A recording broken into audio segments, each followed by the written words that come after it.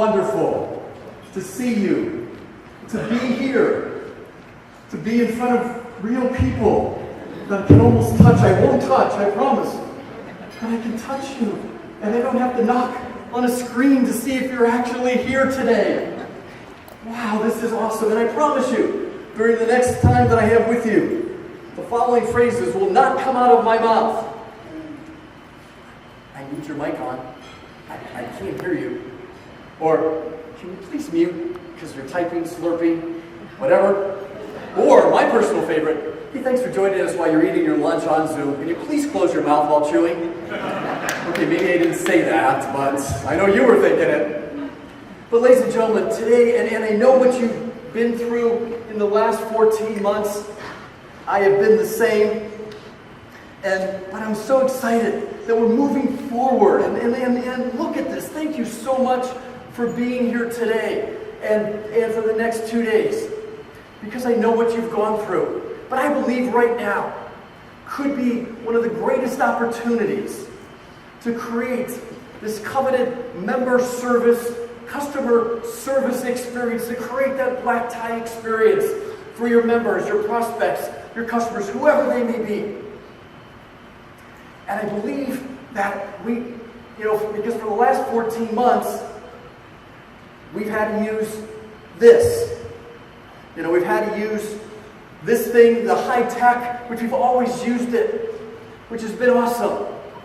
But I think there's been something missing. And so today I want to talk to you about thinking more creatively on how to create this member service experience, as well as getting back to the basics. Because I think the last 14 months, we've, not you, but customer service in general, has kind of forgotten about the basics. So let me illustrate what I want to talk about today with a story to start off. You see, about 6 weeks ago, I was on my first plane trip to speak at a live event in Dallas, Texas. And I fly Delta a lot. And on my plane trip down there, I got a front row seat on what I want to talk to you about today. You see, I was on the aisle, and during the flight, here comes the flight attendant, and he's looking at his phone. Okay, right? It's the high-tech thing. I get it. We all been used to that. But then something wonderful happened. He stopped at my row, and across the aisle was a husband and wife. And even with the masks on, I could hear perfectly what he said. And he bent down, and he said, and I'll use the name Jones, Mr. and Mrs. Jones, my name's Peter, and I'm a senior flight attendant here with Delta.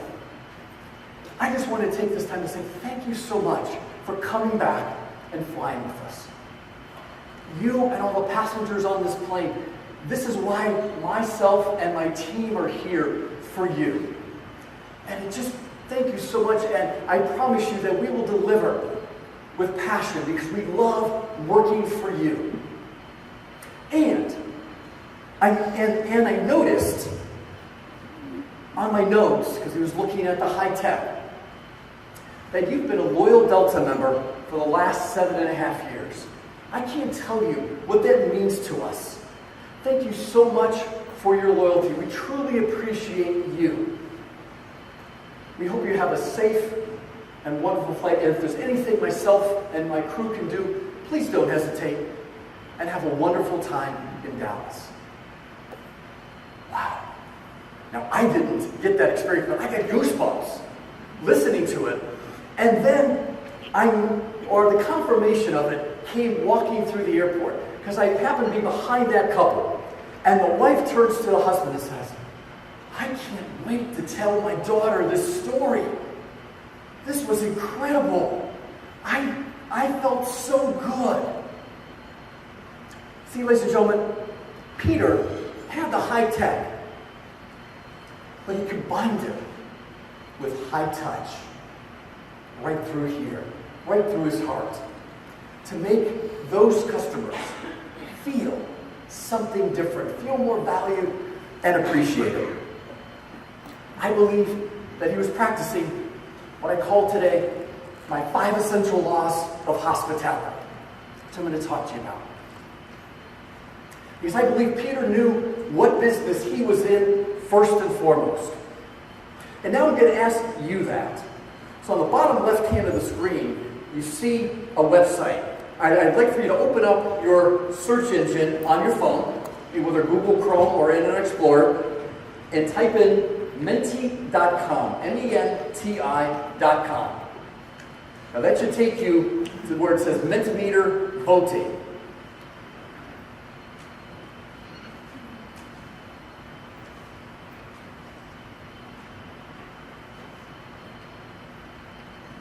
There we go.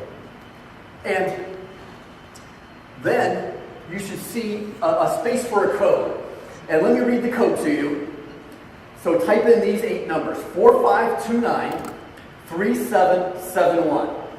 4529-3771. And that should pop up this question. Now you have 25 characters, not words, 25 characters to simply answer, what business do you believe you're in first and foremost? Hit submit, and hopefully, and keep my fingers crossed, we tried it earlier, it worked. Let's see if the magic of technology will come through. And let's see if we get any responses. It worked earlier in my EV sound check. Maybe, hopefully. No, oh no. Come on. Come on. I hate when this happens. Yeah, well, let me ask you instead. Shout out. What business are you in?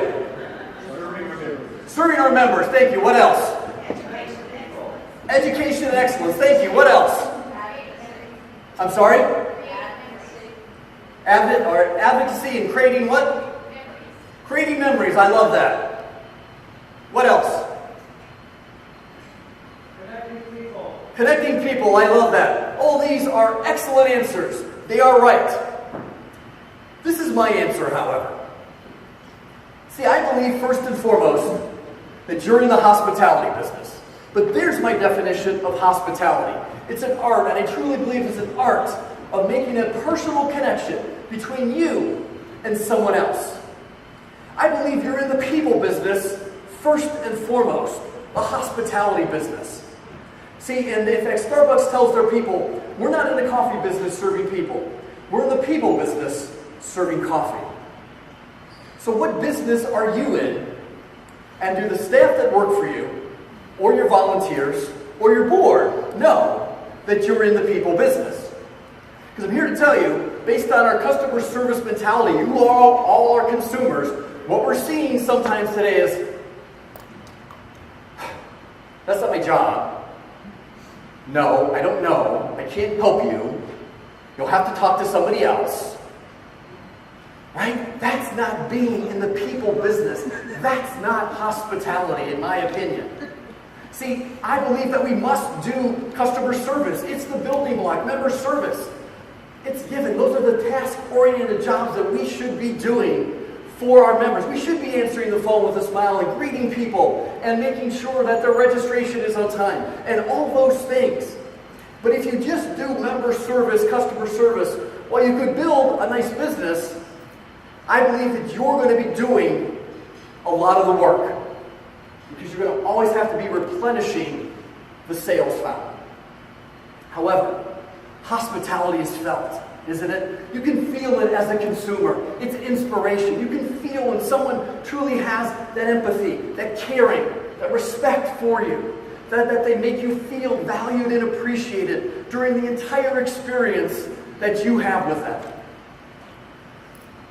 Danny Meyer, the famed restaurateur, who I love to read, from Union Square Hospitality in New York City, this is how he describes his business. 49% of his business is customer service, is member service. It's those things that they have to do. They should train the people. They should greet them and give beverages. They should make sure the meal is hot and fresh and timely. Those are all good. But what he says, 51% of his business is made up of hospitality. How they make their customers, members feel through the entire course of not only the dining experience, but even before they get there, and then afterwards, the follow-up. Because he wants to bring those customers back.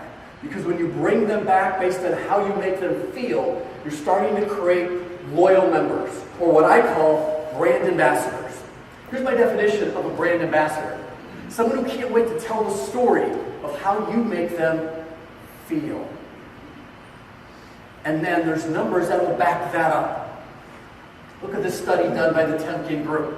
And let's just concentrate on the middle number. So what if you have 10 brand ambassadors? In fact, I would ask you, as you get back to your office, write out who are 10 of your brand ambassadors. These are those people that are loyal to you, that are you've taken such great care of them, that they're telling the stories. What if they would refer 4 new prospects to you, who, by the way, have already been pre-qualified? I call that marketing. See, they're already marketing for you, because they're telling us, you have to join my association. Let me tell you the stories of how they're taking care of me. See, ladies and gentlemen, what would 40 new prospects look like for you right now in your business? How many could you close who have already been pre-qualified? Who could close all 40? Because if you do, I need a salesperson. Awesome. But what if you could close 30 out of 40? What would 30 new prospects who turn into members look like for you right now in your organization? That's the power of hospitality. That's the power when you create these brand ambassadors, and the power of loyalty. So I'm going to give you my 5 essential laws of hospitality today. Now, you see the gold stars there, and I like gold stars, but I like black ties a lot better, as evident here. So I'm going to give you my 5 black tie essential laws of hospitality. Now, real quick, this whole black tie experience thing. You see the tuxedos, you see me. What's the whole deal about this? Well, this was the uniform that my staff wore. I had a hospitality company, had a event and catering company outside of Cleveland, Ohio. And as you heard, one of our claims to fame is that we catered and helped plan 25 of the National Pro Football Hall of Fame induction parties over a 5-year period. And we had one opportunity, ladies and gentlemen, to wow them. We did Deion Sanders' party and went in as a Falcon, by the way, not a cowboy. Yeah. So I couldn't go to Deion and like, hey, Frank, I'm so sorry we screwed up your party. Can you come back next week? I promise you we'll make it better. You got to pay for it. I'm not paying for it. No, we never had that shot. So I had to train my staff on how to deliver these 5 essential laws, because just putting the uniform on wasn't going to cut it. So our uniform actually turned into a mindset for them. And so I created this comprehensive program before they could step out on any floor on how to really deliver this black tie experience, because the black tie experience is the highest level of service excellence and hospitality. It's doing those little things to make people feel valued and appreciated, to anticipate their needs, to personalize the experience, so they walk away building that loyalty. Now, I'm wondering if I could do it here. I want to show you how this black tie is a metaphor for training on this. Now, I should say that I failed twice at doing training for my staff. I got it right the 3rd time. But I'm going to need a couple volunteers if you're so willing. This is a 42 regular. You don't have to be my size. You can be smaller or larger. You can roll up the sleeves. But I have a nice door prize for you, and just be on stage. And just to incite you, I have some walk-up music for you. So can I get any volunteers to help me out here? I have one. All right. I have 2. Well, if you want to come up too. Yeah, I speak too. Thank you. Why don't you stand over here? And your name is?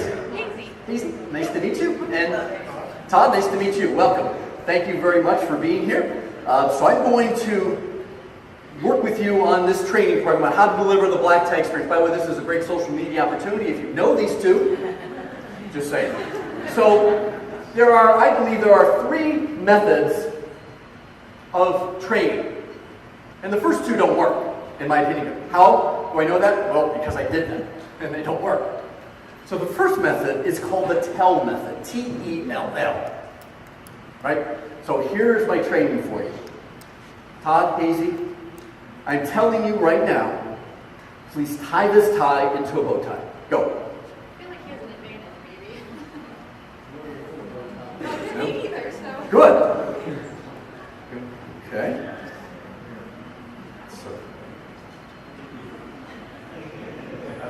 Okay.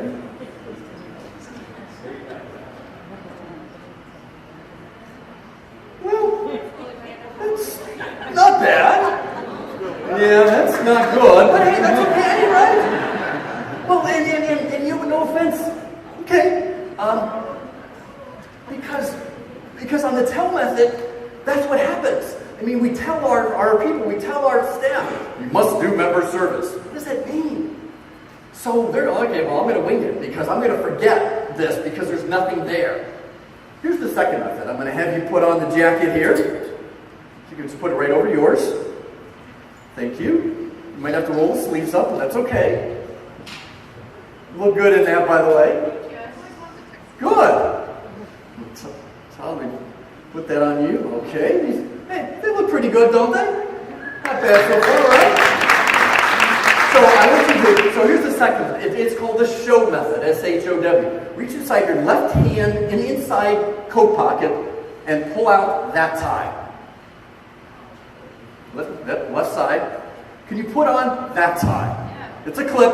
Of course, yes, it's much easier. So the SHOW method, I'm going to show you how to do this. Now it works short term, but long term it'll never work because you're not going to remember it. But here's what happens on the SHOW method, is that I'm going to have Mary and Christina show Todd and Hazy. Want you put it on if you want? Yep, yeah. All right, please put it on. So I'm going to have them show what it means to deliver member service. Well, here's what Mary and Christina are going to say. Okay, you know what, Todd, Hazy? Let me show you really what this is all about. Don't listen to Bob. He's just, we're going to cut the corners because they were trained with the TELL method, so they could care less.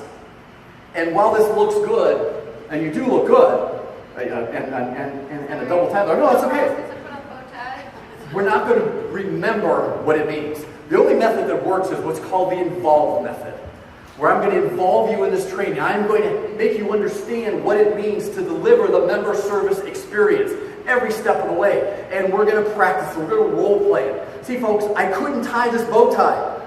I couldn't. Well, look to YouTube. It'll show you how. I couldn't figure it out.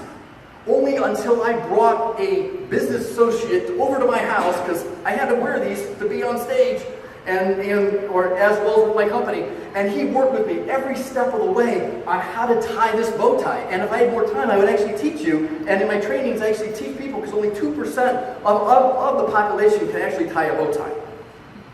But the involve method, so I did it, and it took me a long time. And I was so proud. I said, great, do it again. Huh? Do it again. Practice it over and over. See, ladies and gentlemen, practice becomes rituals. Rituals become habits. Habits lead to excellence. So if you want to deliver the 5 essential laws of hospitality, you must be able to involve your people in the training so that they fully understand what it means to be a member of your organization, whether it's a staff person, a volunteer, whatever it is, so that they go out and represent your brand. Let's give these guys a big hand. Promise? You can just put the coats on them, or wherever you want to put them. Thank you very much.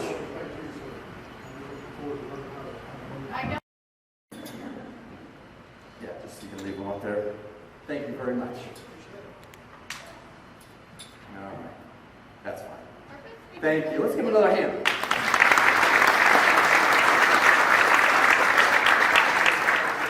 So, here are the 5 essential laws of hospitality. And it all starts, and all of these build on each other, by the way. I believe you must need to do each of these in order to create those brand ambassadors. Law number 1 is what I call the law of connect. Because I believe it all starts with a connection, ladies and gentlemen. And it must be that, because it's right in my definition of hospitality, it's that personal connection between you and someone else. So it has to be authentic. It has to be real. It can't be fake. And that's why I love this, because now we get to see each other. And we can read body language to make that personal connection. Because look at just what's all in these words. When you connect with someone, you welcome them. You have the opportunity to serve them. You can respect them. You can relate to them. And for the last 14 months, this is how we've been relating to people. This is through social media or Zoom. And well, it's been good. And I've had many people say, Bob, I've been doing more work on LinkedIn or whatever it is just to shout out and connect with people. But then I had other people say, you know what, Bob? I started picking up the phone and just calling people to make that connection, to see how they're doing. Because it's been tough for all of us. And then I asked, and there were a few, and there were a number of people who said, Bob, I took to writing handwritten notes. I'm a big handwritten note guy. And I love to do that. And that makes a tremendous connection because it's something that we remember with little gifts. I don't believe anything beats that. And I saw it last night. I saw it here today. It's just that difference because when you personally connect with people, you can start building more depth, more substance, more interaction. In fact, I want to do that with you right now. So everybody stand up, please. Now, here's what you need. Listen carefully. First of all, you have about 90 seconds to 2 minutes to do this. Okay? So grab a business card and something to write with because you're going to need to take notes. You're going to need to write the answers of the person that you're going to connect with. So, here are my ground rules. Number one, find somebody that you don't know. You don't know this person. Don't go to your colleague who you haven't seen for 8 months, only on Zoom. It doesn't work as well. Okay, now here are the 2 questions. Listen up. Here are the 2 questions that you must ask each other and write down the answers that you hear. The 2 questions. Question number 1, what's the favorite part of your job? Question number 2, what's your favorite snack or beverage you can't live without? Favorite part of your job, favorite snack or beverage. Ready? Go.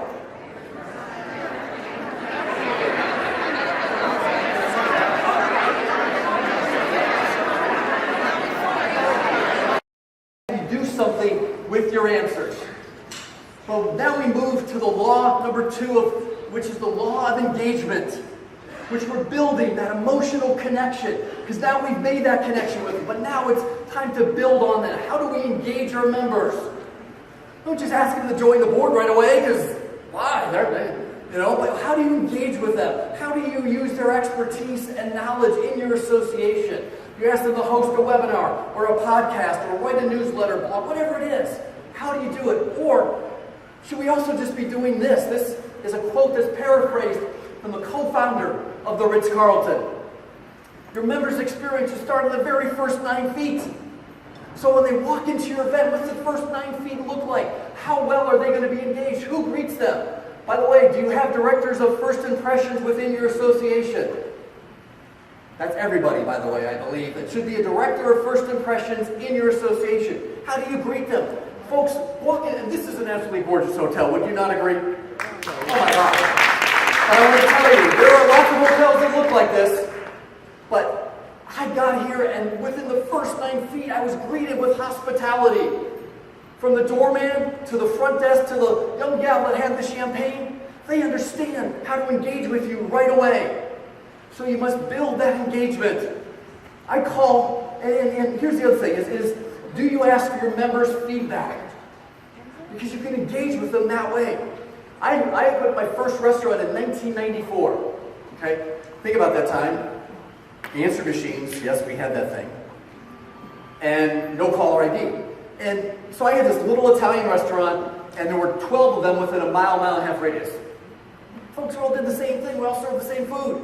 What can I do to separate myself? I started thinking outside the box and engaging with my customers. So I would randomly select 20 to 25 customers every week. I had a staff member call them in the evening. Hi, this is Kim from Paparazzi's, and I saw that you ordered on Saturday nights. I'm curious, do you have just a few minutes? It was 2-3 questions. Tell me what you thought of the meal. Tell me what we could do better. Customers walking in. Oh, I've never gotten a call from a restaurant to see how well my meal was and to see how we can do better. And I listen to them. See, ladies and gentlemen, I have what's called, I think you need to have what's called the vision to be able to anticipate those needs to better engage. But there's another word, and I tried this earlier. Let me see if this works. The screen, I think, actually works. Let me see if I can joggle some of these Scrabble tiles. Yeah. See, ladies and gentlemen, I want you to be proactive when you engage with your members, because the opposite of that is being reactive. And when you're reactive, you're always on your heels. You're always apologizing.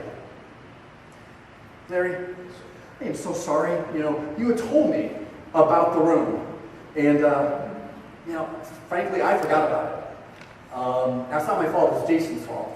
Now, Jason hasn't worked for me for 3 years, but you don't know that.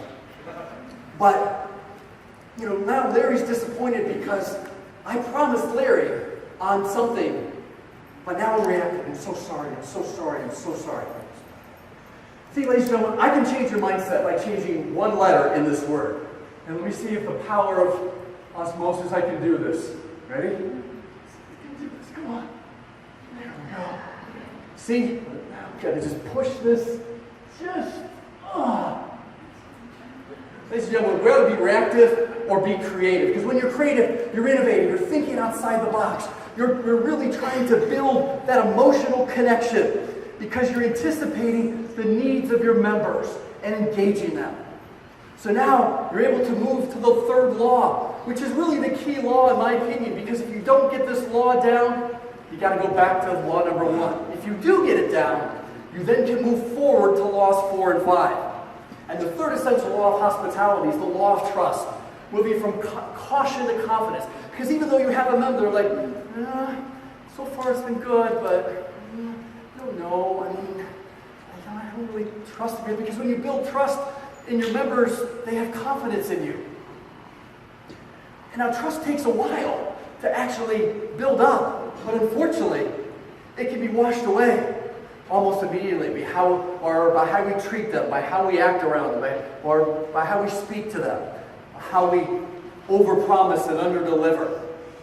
See, I would train my staff on how to do this, how to be consistent. Every person on my staff knew what to do. And it's not robotic, but we personalize the agreement, but we train them, especially on how to deal with an unhappy customer, or unhappy guest, unhappy member.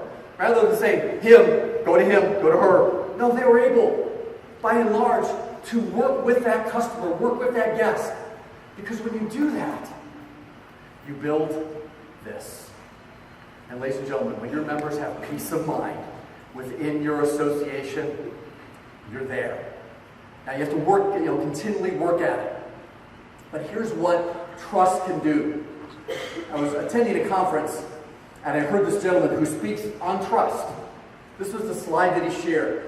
Look at what happens when trust increases. I've talked about almost all of these things today. Morale, retention, revenue, productivity. They all go up because your members trust you. And look what goes down. Costs and problems and time to market and stress. But if you flip it, then you can see what happens. So how do you use the easy button to create conditions of trust for your members? My customers would tell me, Bob, your team makes it so easy to work with you. You take care of all the details. We trust you to make it happen. So I'm curious. At your table, take about a minute and brainstorm, answer this question to the people at your table. How are you building conditions of trust right now for your members moving forward? Talk amongst yourself.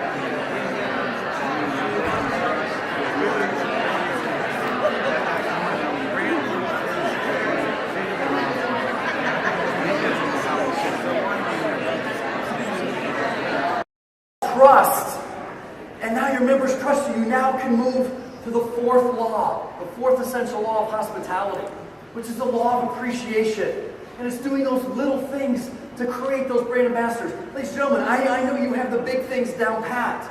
Okay, but it's those little things that you're going to do. And I know that all of us think that we show these three a lot, but I'm here to tell you that I know, myself included, we can do a much better job at practicing showing gratitude, thankfulness, and appreciation. And I'm not talking about big things.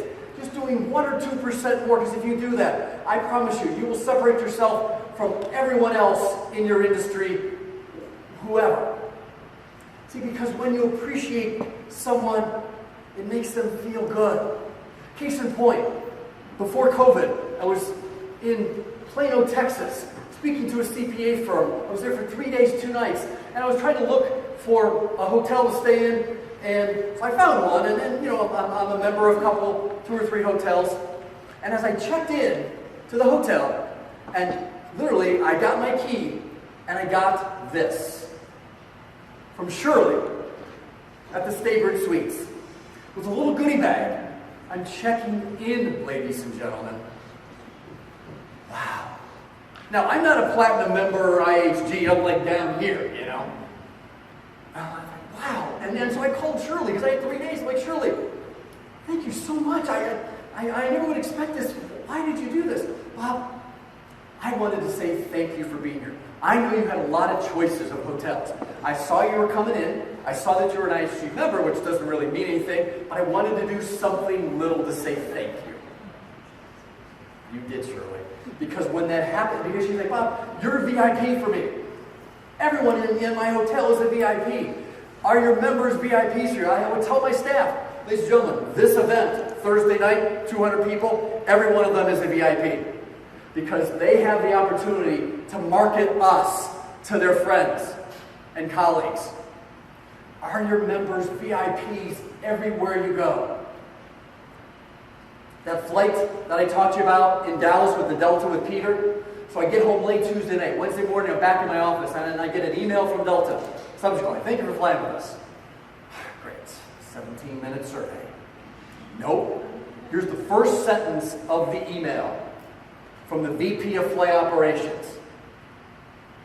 Trust me, this is your first flight back. How do they know? I mean, I know how they know, but how do they know, and how do they take it to the next level, that 1 or 2%, to let me know that they knew that it was my first flight back since March of 2020. That's impressive, ladies and gentlemen. That's appreciation. Because when you do that, you give your members a shot. We've all been through this, but here's the shots you give. You give them a shot of dopamine every time you do something good for them. It's that feel-good chemical in your brain that gets released because it makes you feel more optimistic. It makes you look for other things. It builds connection. It builds engagement. And Shirley and her staff did that for me.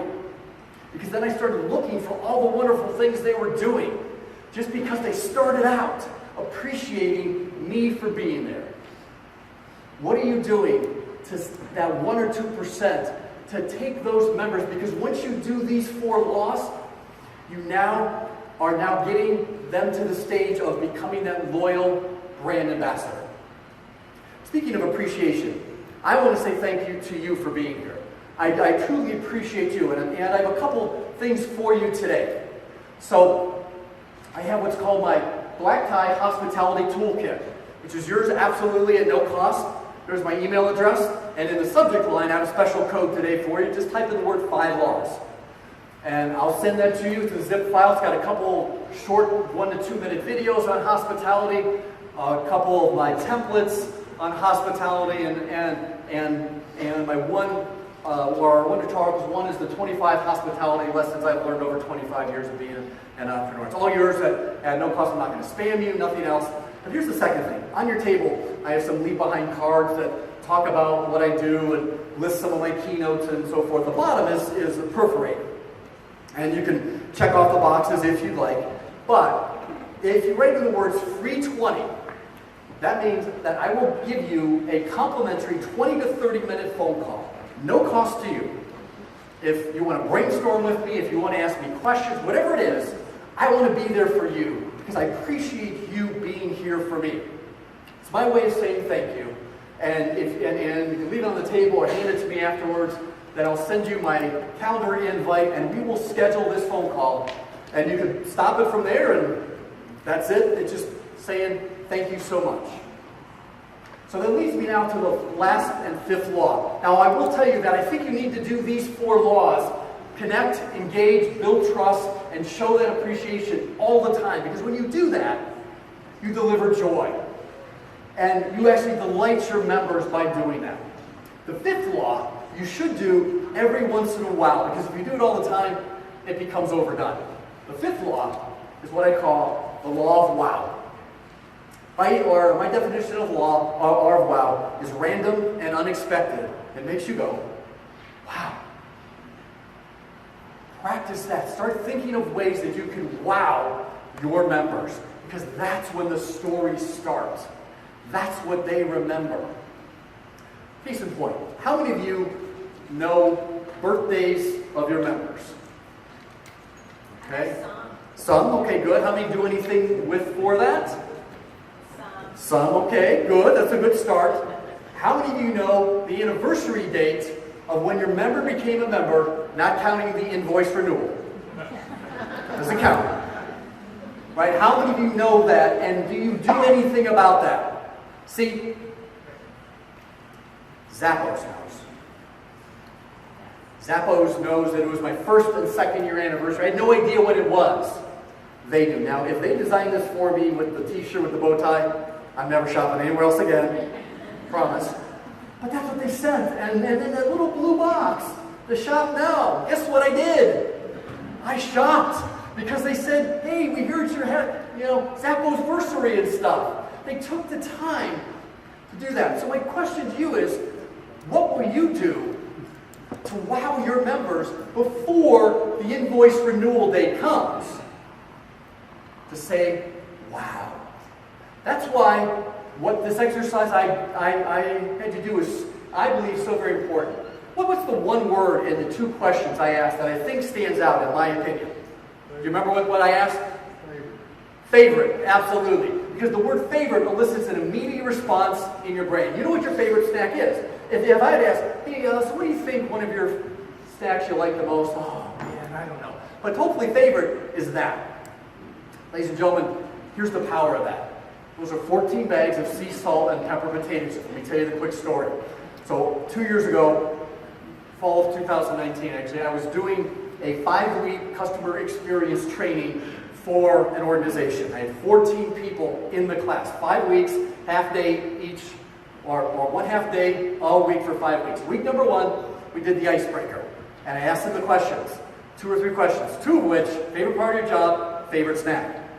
Week number 3, we're talking about being present, actively listening, showing empathy and care. And I asked the first person, and I'll just use Mary. I said, Mary, week number 1, you told us all your favorite snack. Remember what that is? And Mary said, I don't know if this is right or not, but I'm just going to say this. Mary said, yeah, it's Cool Ranch Doritos. You're right. It is Cool Ranch Doritos. I brought the Cool Ranch Doritos to Mary and every favorite snack of the 14 people. Pickles, I don't know why. Ice cream, with a little freezer container. You should have seen the look on their faces. Wow, no one's ever done that for me. Wow, I can't believe you remembered. I can't believe you listened to me. So, first of all, you've made a connection now. What if in 2 weeks from now, 2 months from now, 6 months from now, when it's random and unexpected, you send your new connection their favorite snack? What can it do? Wow, they remember. So that, at lunch that day, one of the 14 people in the class asked me, well, what's your favorite snack? Sea salt and pepper chips. Week number 4, all of them gave me sea salt and pepper chips. That's the law of wow, ladies and gentlemen. That's what it builds. It builds the stories, and because of it, you become this. I don't know if this is a word, but I'm making it one. Because you become rememberable in the eyes of your members. And when you do that, the stories start happening. Because you have built them through these 5 essential laws of hospitality to be one of your brand ambassadors. And now they will share what you're doing for them. But now, because of high tech, sharing takes on a whole new meaning in this world. That's the power of wow, the law of wow. Now, I know the conference is just starting, but I'm going to challenge you right away. I know you're going to get a lot of information here in the next day and a half. But hopefully, there's at least one concept, one idea that I talked about that you can turn into a plan of action and work on it for the next 21 days. I call it my 21-day challenge, becoming a better you. What can you do to better yourself and your association?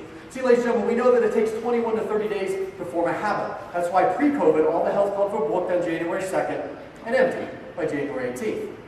Couldn't form the habit. But now, to help, what if you have that personal trainer, that accountability partner? Guess what? That connection you just made 35 minutes ago, maybe the two of you can be each other's accountability partners for the next 3 weeks. And every 3 or 4 days, just email them. Hey, how you doing? What are you working on? What can I help you with? You'll be surprised at what you can accomplish when you have a personal trainer. And if you can't find anybody, there's my email address. I'd be happy to be your personal trainer for the next 3 weeks. I won't stalk you every day. Every so while, hey, how's it going? Because I want you to become better so that you can better your members and better your association. Because I truly believe that hospitality is the key moving forward today in 2021 and beyond. And there's 3 more Scrabble words up there that are all here. We see. There's one. I want you to be high touch. I want you to be helpful. I want you to be humble, because it's all about your members, giving back to them. Practice that high touch, which comes from here. Be that helpful person and truly be humble. Because when you do that, you become your members' favorite. And see, early on in my career, I wanted to be the best. Well, looking back, if I had a choice between the best or being someone's favorite, I think I would choose favorite. And here's this quote from Danny Meyer. And I agree with him. You don't have to be the best to rule your market. You just have to be someone's favorite. What steps will you be taking to become your member's favorite? Because when you do that, magic happens. And I leave you with this quote. I close all my seminars with this quote. It's from a wonderful woman. I don't think she understood the power of this quote when it comes to member service experience. And all of you know this quote. You've seen it. I'll leave it here with you. See, ladies and gentlemen, your members will forget. They will. What you say to them. They'll probably even forget what you're going to do for them. But they're never, ever going to forget how you've made them feel. Moving forward, will you use, implement, and practice these 5 essential laws of hospitality to create those brand ambassadors, those people who can't wait to tell others how you make them feel. Thank you.